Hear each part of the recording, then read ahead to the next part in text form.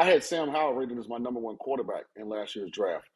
I had him in front of Pickett, in front of Willis, in front of all those guys. I thought people were really overlooking what Sam Howell had done over his entirety at the University of North Carolina. It's the Ross Tucker Football Podcast. Oh, yeah, it is. But it's not just any Ross Tucker Football Podcast. It is a Monster Monday, presented, of course, by DraftKings. I am Ross Tucker, former NFL offensive lineman, 5 teams, 7 years. Now I got a bunch of media gigs and a bunch of podcasts, including this one, which in the off season is 3 times a week, usually Monday, Wednesday, Thursday, but we can change that up a little bit from time to time. Mondays, we also do the college draft podcast, where we're not only talking about Emory's thoughts on the big Carolina Panthers trade, but also his running back rankings. And that's Emory's expertise as a former Division I running back. So looking forward to talking with Emory about his running back rankings on the college draft. Tomorrow on the Even Money Betting podcast with Steve Fezzik, we'll get his thoughts on some of the NFL movement, some of these big NFL trades I'm about to talk about, but also March Madness. Steve will tell you what bets to make, what bets not to make, how you should fill out your bracket. Very much looking forward to that. And then on Fantasy Feast on Wednesday, by Wednesday, we'll have had a lot of reports about which players are going to be signing with who. Remember, they're not allowed to actually sign till Wednesday, but they can start to negotiate starting at noon today. They can start to negotiate. So some of those reports will start to come out before you know it. It's a new week, which means we'll have a new Spread the Word winner via social media. This one's pretty easy, actually. It's Ross Tucker Pod on Facebook, and write a review. I'll just go and I'll pick somebody that writes a review of the Ross Tucker Pod Facebook page. It's pretty easy. Sponsor confirmation email winner. Love those of you who take advantage of any of the sponsors you can see on the sponsor page over at rosstucker.com. And then the YouTube shout out's very cool. I record a personalized video on my phone and email it to you so that you have it. I email you the iCloud link or whatever, and it's a shout out. Like, it's a personal video to whoever you want it. People pay for those things on Cameo. You get it for free. 2 other things real quick. Number one, today on the big show, we're going to have Shaun King. And what's interesting about Shaun is there's a lot, but he and I ended up having a long conversation. So we ended up breaking it up into 2 parts. This is actually part 2. Part 1, we ended up talking a lot about his career and about his coaching, which, he coached for a number of years, which I thought was really interesting. But that's something that's not as time sensitive. So we'll use that, sometime in the off season, sometime in the summer or something. But I was loving the fact that the second part is when we got into Sam Howell and Russell Wilson and some of his opinions on some of the current things going on in the NFL. So I think you'll really enjoy that. My conversation with Shaun King, the former longtime NFL quarterback, has a lot of the records for being a rookie, getting to the NFC Championship game, youngest of all time. The other thing is, those of you that check me out on social media, at Ross Tucker NFL, Twitter, Instagram, Facebook, I think you saw that I had a long weekend out in Vail, Colorado with my high school friends.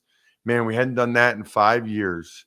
Go skiing like that. A couple years ago, we went to Charleston, South Carolina for a weekend, which was phenomenal. But highly, highly recommend, if you get a chance to get together with your high school friends like that. I know it's rare. I know it's hard, especially as you get older and you're married and kids and you live all over the place. It is just so good for the soul to just be around that group and tell stories and laugh. And it was fantastic. And now I'm back, baby, and it's Big Show time. The Big Show. I do have to ask you 1 or 2 football questions. Russell Wilson, okay? Mm-hmm. You guys have similar height, similar movement skills. Is he salvageable from what you saw last year? Like, Can he get back to being a top 5 guy, top 10 guy, top 15 maybe, or is he just kind of cooked? Instead of let Russ cook, is Russ cooked? Well, a couple things. First of all, I got time today, if you got it. Secondly, I had Sam Howell rated as my number one quarterback in last year's draft. I had him in front of Pickett, in front of Willis, in front of all those guys. I thought people were really overlooking what Sam Howell had done over his entirety at the University of North Carolina.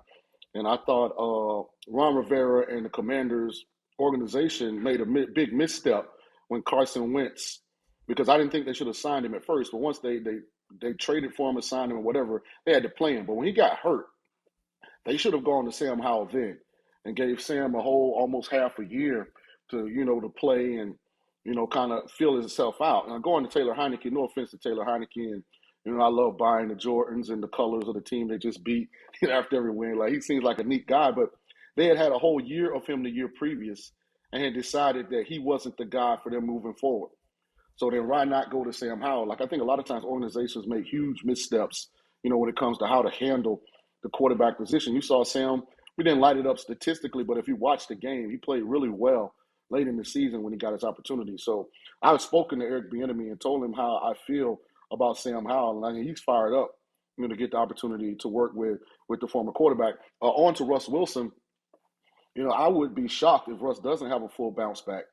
I mean, when you look at his resume, this is really the only outlier season. And I think it has more to do with Ross, who he became off the field. It started to spill into his on the field production. And, association breeds assimilation. Whatever you hang around, you take on the characteristics and attributes of that environment. So when we look at entertainment, and by I mean music or acting, like, the stars in those genres have a lot of quirks. Like, they also have a lot of support. They got a makeup person and a driver, and they got security, and they're used to having all these people around them, almost like an incubation, like air zone almost. And Russ came back from that environment, got a new job with Denver, and tried to become what? An artist. Like, now all of a sudden he's got to have, like, a certain amount of parking spots in his own office and his own quarterback coach. And I think he got a little carried away because of the environment he was in. And that's normal in that other environment. It's not normal, or will it be accepted in a sport that's based on physicality like football. So I do anticipate a huge bounce back, because I don't think it was a drop off from talent. I think it was a unnecessary change in approach. That now in the rearview mirror, he sees the missteps in his ways, and he's got one of the best game day play callers that we've ever seen in the game of football in Sean Payton. And I think I would not be surprised if he has a Pro Bowl caliber season next year. So 2 things on that. One, and you said you had time, so I'm using it. So number one, I feel like, and maybe this is just because his quarterback was Drew Brees, and maybe he showed he can change it up with Taysom Hill or other guys. But when I think Sean Payton, I think like ball out, ball out, ball out. And I think a quarterback running his offense precisely. When I think Russell Wilson, I think like running around back there like Fran Tarkenton, and somehow he was athletic enough that the D lineman couldn't even touch him a bunch of times. And Sean, he's just a little bit less explosive. And that little bit, as you know, is the difference. I always tell people, I started 25 games my second, third, and fourth year, played in 40. Then I had a back surgery. And I was always like a little bit stiffer, a little bit less explosive after my back surgery. And here's the problem. I was average at best before the back surgery in those categories. So now I'm a little bit below average in those categories. I hung around for 3 more years, never started another game. And like that little bit's the difference. So I guess it's a 2-part question, which they tell you not to do, but whatever. Question 1 is, how does Peyton call the offense with Russell? In other words, does Peyton call it differently because he has Russ, or does Russ adapt and become a Breeze-like point guard? And that's number 1. Then number 2, I'll ask you after number 1. Do number 1 first. So I think this is where you have to give credit to Sean Payton. I think he's in that same vein as Andy Reid, Kyle Shanahan. Look at the success San Francisco has had. It hadn't mattered if it was Garoppolo, Trey Lance, Brock Purdy. It didn't matter. Like Shanahan's calling the plays. They've been really good. Andy Reid. People forget he had a whole bunch of success there in Kansas City with Alex Smith. But they couldn't quite get over the hump. Then you get a mercurial talent like, Patrick Mahomes, who's a once in a generation, and they win a championship. Sean Payton in New Orleans. Super productive offense. It didn't matter if Reggie Bush was in the backfield or Darren Sproles or Mark Ingram or Alvin Kamara. Always made it work. You look at receiver, Marcus Colston to Mike Smith to now. It did not matter. The pieces, the faces during that period that Breeze was there, they all changed, but they still were extremely successful. There isn't a throw that Drew can make that Russ can't make. And diminish Russ athletically is still 10x Drew athletically. So, if you're just talking about the pure talent, Russ has more of it. Now, Drew had elite preparation. He had an unbelievable consistency of being able to be calm when everything around him was chaotic.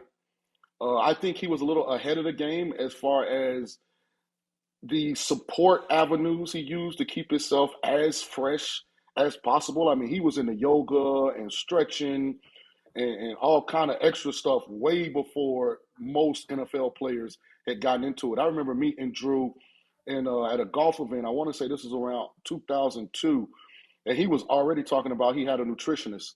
And he had somebody that pre-prepared his meals, and he was talking about his sugar intake, and he the amount of carbohydrates that he consumed in the off season. So I think he was ahead of the game, and that's why he had the longevity that he had. Russ seems to be as focused on those things as Drew. I think this is an opportunity for him to kind of reestablish the Hall of Fame candidacy. Because before last year, we probably were looking at Russ, and you correct me if I'm wrong, as a definite Hall of Fame finalist, and if he went to Denver and did what they anticipated, you're probably talking about an early entry into the Hall of Fame. So all of that was derailed last year, Ross. So this is I got to get my legacy back in order year for him. So I think he's definitely going to bounce back, and I think he's going to make people forget last year. You think Deshaun Watson bounces back? If he starts utilizing the gifts that God gave him. When I watch Deshaun Watson, I think he tries too hard, Ross, to prove to people he's a pocket quarterback. When he has ability and talents that, guys that only sit in the pocket wish they had. Like when you watch Deshaun Watson play, it should look just like when you watch Josh Allen play, because physically they're very similar. The same ability. Like he has to get back to utilizing his athleticism, excuse me, to help that Browns offense be successful. If he does that, he'll be fine. And if he doesn't, then I think he's going to continue to struggle. That is interesting. Really interesting. Do you think the layoff is what hurt him? Well, that played a role in it. That's a hard league, when you get every rep. It's a super hard league when you get none of them for 2 years. So that played a role in it. But again, he's like, if you're just talking pure talent, he's top 3-5 in the NFL. Forget what they're able to do on Sundays. If we're just going, how tall are they? How fast are they? How far can they throw it? How hard can they throw it? How high can they jump? There's not a lot of guys in the NFL that are more blessed than Deshaun. Because he can do all of those things. And I think what we saw in Houston was him being comfortable in who he was. He came back, and it's a small sample size, but I thought he was trying too hard to be something else. And hopefully he gets back to being Deshaun next year.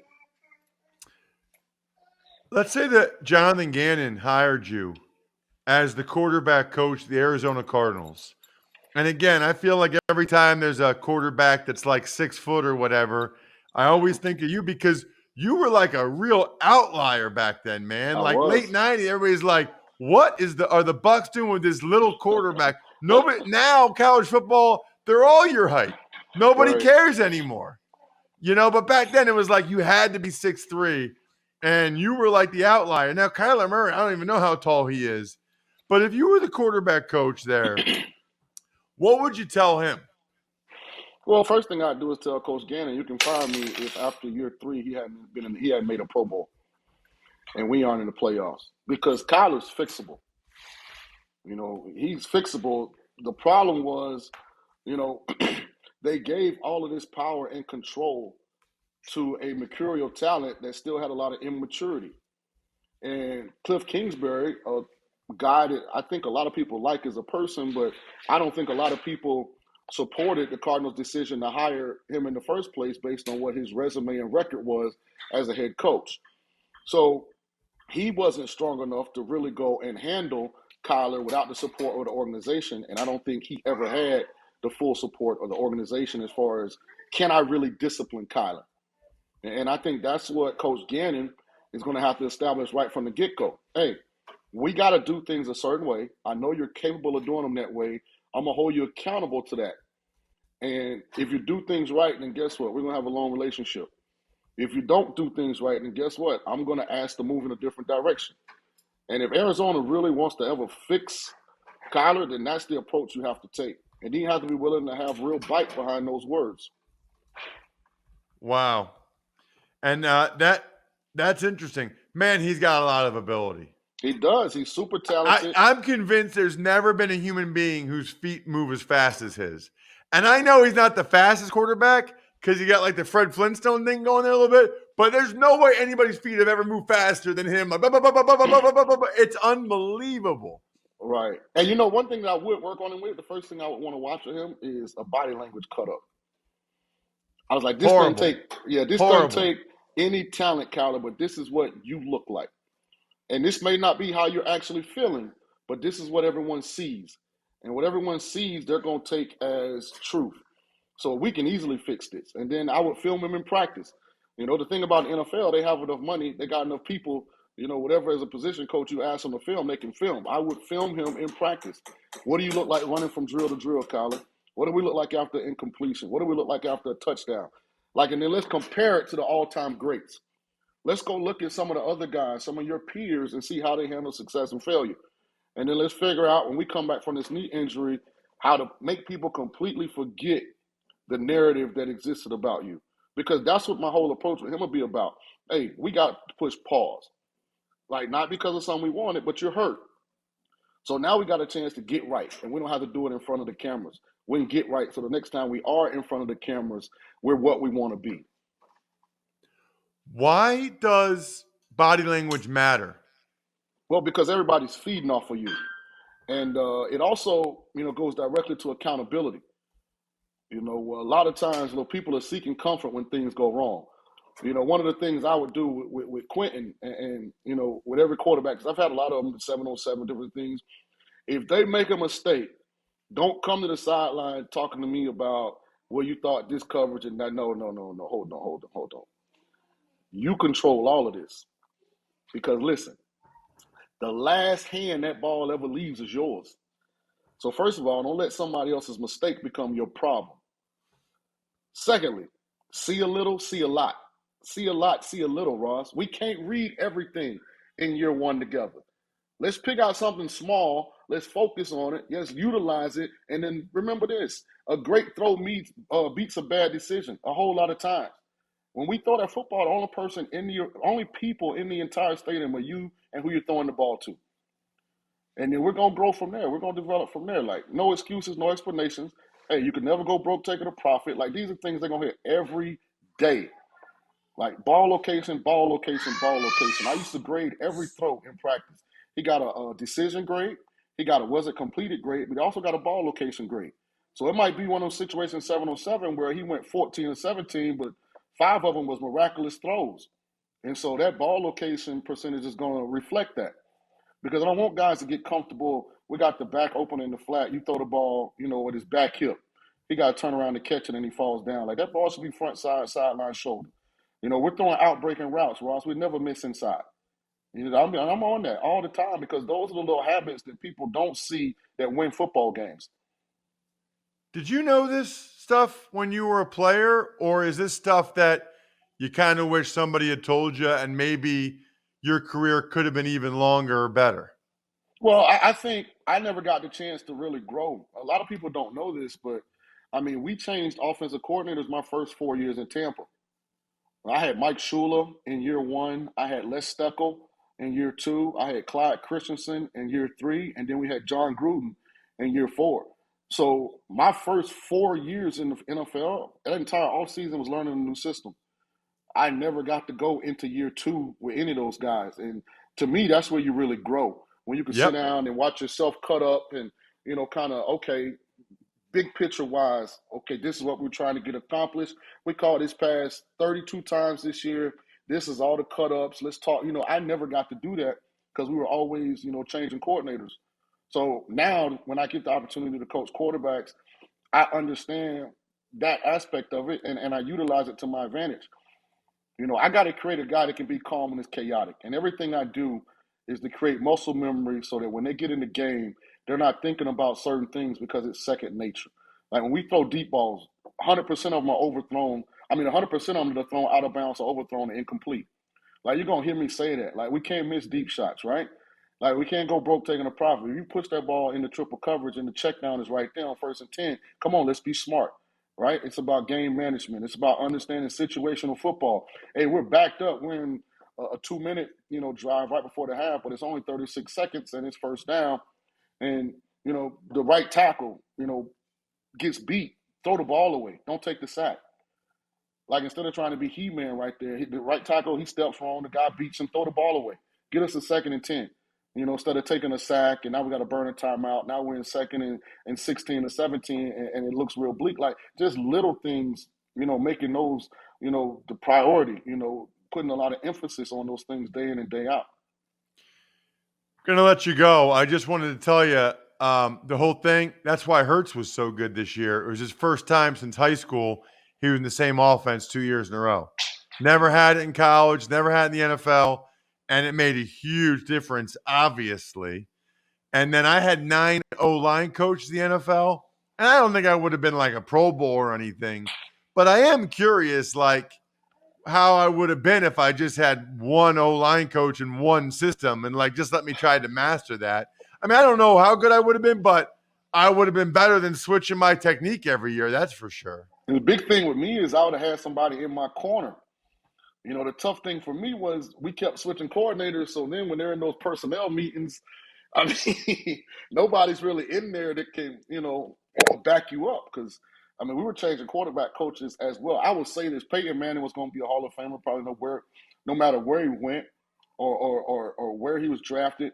But a part of his greatness is the fact that he had Tom Moore and Howard Mudd, like the first decade plus in Indianapolis. Yeah. And for a quarterback, man, that's how you get to level, 6, 7, and 8 of a system is you stay in that system.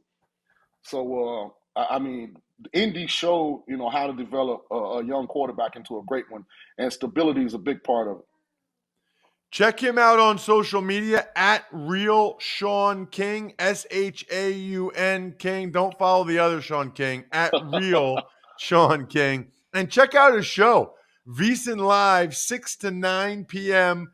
Eastern Time. Outstanding. Actually, what's the name of the show? Primetime? Yeah, prime time. VSIN Live Primetime. Love it. So, Shaun, I'm disappointed I didn't run into you at the Super Bowl, but I heard you on a radio interview later in the week when I was back here, and I was like, I got to talk to that guy. Thanks so much for coming on the show, man. Really appreciate it. All right, thanks for having me, Ross. Good luck with everything, man. You're always doing a great job. You know that. Thank you. Love talking with Shaun King. Very interesting what he said about Sam Howell. Big Sam Howell guy. We'll see if the Commanders are as well, or if they try to make a move for Lamar Jackson. It'd be interesting. You know what else is interesting? That some of you still don't drink Labatt Blue Light. How is that possible? With the NCAA tournament coming up this week, drink some Labatt Blue Lights with your friends and live life to the power of we. Always enjoy responsibly. Beer.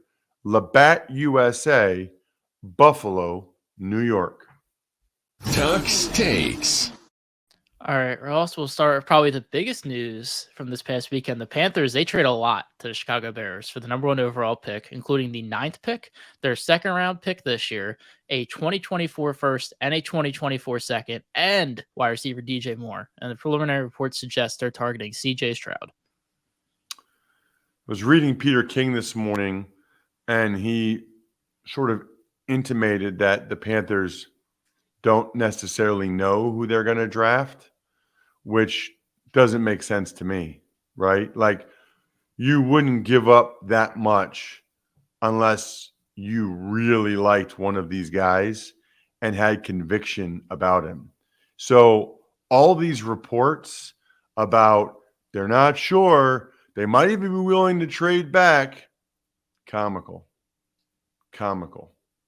I mean, they're not doing that. You don't give up this much unless there's a guy you love and you know you're going to get him. Period. Love this trade for the Bears. There is no question. That's a lot. I mean, now they probably moved down a little bit further than they wanted to, from 1 to 9, but I think they made up for it by getting a second rounder, first and second round picks, and getting an accomplished receiver for Justin Fields in DJ Moore, because how else do you upgrade the receiving core? It's not a great draft for receivers, not a great free agency. So I think the Panthers kind of got the best receiver that was available, and he's somewhat affordable compared to what some of these other receivers are getting. So very, very seismic trade in the NFL, and it's interesting that it went down this early, you know. But I think the Panthers, before free agency, wanted clarity on their situation, which makes perfect sense to me. Tux Takes. Another big trade, the Los Angeles Rams trade Jalen Ramsey to the Miami Dolphins for a third-round pick and tight end Hunter Long. Well, the Rams are in an interesting spot now because they say that Aaron Donald and Cooper Kupp and Matthew Stafford are building blocks on the rebuild that they're going through here. But I don't know how long of a rebuild it's going to be. And how well will those guys all still be playing at that point? This has got to be frustrating and a little bit disheartening if you're Donald and Kupp and Stafford, because you're seeing some good players heading out the door, and you have to realize, boy, we're not really going to be contenders this year. That's tough. That's a tough way to go into a season. And as for the Dolphins, they are in an aggressive mentality. You know, I guess Ramsey wanted to go to the Dolphins, so that helps. They were able to lock up. You know, he was able to get the next 2 years of his contract guaranteed, which is good for him. Although for the Dolphins, it's not like they're paying through the nose. It's actually somewhat affordable, just the last 2 years of his salary, now that the Rams gave him so much of the money, you know, up front already. Tux Takes. The Commanders give Ron Payne a 4-year, $90 million contract with $60 million of that guaranteed. Well, he was, you know, on the franchise tag. And so I think a lot of people thought he'd play the 1 year, $19 million. But instead, $90 million over 4 years. So well more than he would have gotten from just the franchise tag. I mean, what is that? $22.5 million a year? That is remarkable. That's awesome. Good for him. He's a fantastic player. Had a really, really good year. I think he gets a lot of money in these first 2 years. The Commanders, what they get is they know that they got him for 4 years now, an important player at a premium position, and they also free up some cap space this year by not having him just 1 year, $19 million on the cap. Tux Takes. Going back to Miami, the Dolphins pick up Tua's fifth-year option of $23.2 million guaranteed in 2024. That's interesting as well. I don't know. I wonder, I guess, Jack, if they would have done this without the Giants recently having the Daniel Jones situation, right? I almost think the Dolphins were like, well, we don't want him to go out and have a good year, and then we have to give him a huge deal, and we don't have that year on the books still at 23.2 because it cost the Giants a lot of money. And so that is not good, clearly. the flip side is with his injury history and with the concussions, I mean, to go ahead and guarantee $23 million in 2024. But I think that they thought it was worth the risk, right?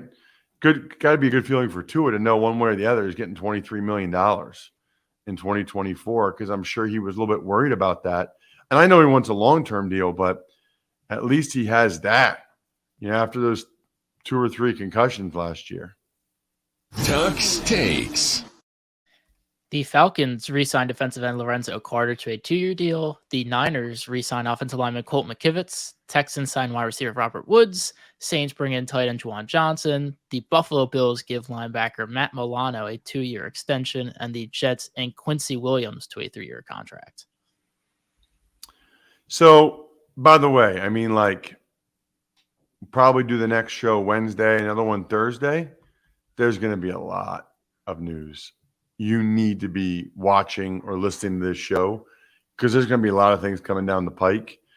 The things that interest me there, Quincy Williams is the brother of Quinnen Williams. So obviously Quinnen Williams is in line for a huge contract, and they got the brother done first. Maybe they, and by the way, I love the way Quincy Williams plays. That guy is physical and plays for keeps. Matt Milano with the 2-year extension is interesting. I think it freed up some cap space, but also I think the Bills want to make sure they have at least one of their linebackers, for the long term, because they might be losing Tremaine Edmonds here pretty soon in free agency, with him having a lot of interest. The other one that jumped out to me is just the Niners re-signing O-lineman Colton McKivitz. I think they realize they're going to be losing Mike McGlinchey, and so they want to have an option at right tackle under contract for years. There's always a reason why these teams sign some of these players, like the Milano, the McKivitz. They're looking ahead. Tux Takes. The Houston Texans lose a 5th-round pick and are fined $175,000 for Deshaun Watson's salary cap violation. Yeah, it's a weird one. I don't really understand it all that much, but it's obviously a bad look for the Texans franchise. It has something to do with paying while he was suspended, paying for something that, some type of treatment or whatever he was getting, or his training, which, you're not allowed to pay for extra ancillary stuff, especially when he's suspended. Interesting. Tux Takes. Vikings outside linebacker Zadarius Smith requests his release, while the Eagles give cornerback Darius Slay permission to seek a trade. It doesn't seem like Zadarius Smith is ever happy with the team that he's actually on, does it? I guess he just is looking for more money again. The Slay discussion is really interesting, because the Eagles need to figure that out. So does Darius Slay. He doesn't have any more guaranteed money left, so I think he would like a new deal, which I don't blame him. He's played well the last couple of years and wants a new deal. But if you're the Eagles, you got to make sure you're doing it the right way. And he's getting up there in years, so they're going to pay him what they think is the proper amount. And him being able to seek a trade gives them a better idea, to have an idea for what the market would be out there for Darius Slay. Tux Takes. The Jacksonville Jaguars cut cornerback Shaq Griffin. The Seahawks cut offensive guard Gabe Jackson. And the Vikings are set to release wide receiver Adam Thielen, while the Titans are set to cut center Ben Jones. Man, this just goes to show you it really is a business. I mean, we know this, but the Vikings, that organization loves Adam Thielen. 9 years. He was awesome there. So that's tough for them to release him. And I saw where I think it was his wife, posted about lack of opportunities. Never a good scene when someone gets released. Obviously, he's from there. They don't want, they wanted him to be able to finish his career there. Unfortunately, that's just not the reality for most guys in the NFL. And then the Titans cutting Ben Jones. Man, how about that video from this season? Vrabel saying, never seen anything like it, but they need to have cap space somewhere, and this is a place they could do it. it is a cutthroat business. Tuck's Takes. The trade news everybody was waiting for out of New York. The Jets moved a 7th-round pick for safety Chuck Clark, while they also cut wide receiver Braxton Berrios. We should have Aaron Rodgers news very, very shortly, by the way. I think it's interesting that he went out of his way to say that there's an important timeline and he wants to, doesn't want to leave the Packers in a bad spot. They're officially, unless he's already told them that he's willing to play for the Jets and they're just trying to work out the trade compensation between the Jets and the Packers that they haven't yet, or the finances involved, it just doesn't make a whole lot of sense to me why this isn't done yet. Now he's kind of putting the Packers in a bad spot unless they kind of already know behind the scenes what's going to happen, because they got to figure out how much salary cap space they have and what that looks like. As for the Jets trading for Chuck Clark, I like it. The Ravens kind of have a couple safeties already, and Chuck Clark is good. I think he's an upgrade for the Jets. Tuck's Takes. Compensatory picks for the 2023 NFL Draft include 7 for the San Francisco 49ers and 4 for the Los Angeles Rams. 7 is nuts. Now, part of that is because of, some of the minority hires for the Niners that have gone elsewhere. Rand Carthon to the Titans as a GM, D'Amico Ryans to the Texans as a head coach. That helps. If you lose a minority who gets either the head coaching job or a GM job, you get a compensatory pick for that. So the logic is incentivizing teams to hire minorities for lower positions and move them up through the organization. It's really, I think, a good way to go about it. And the Rams have a bunch of picks as well. Other than that, wow, that was a big episode there. A lot to get to because there was a lot that had happened. Wednesday, there will be even more.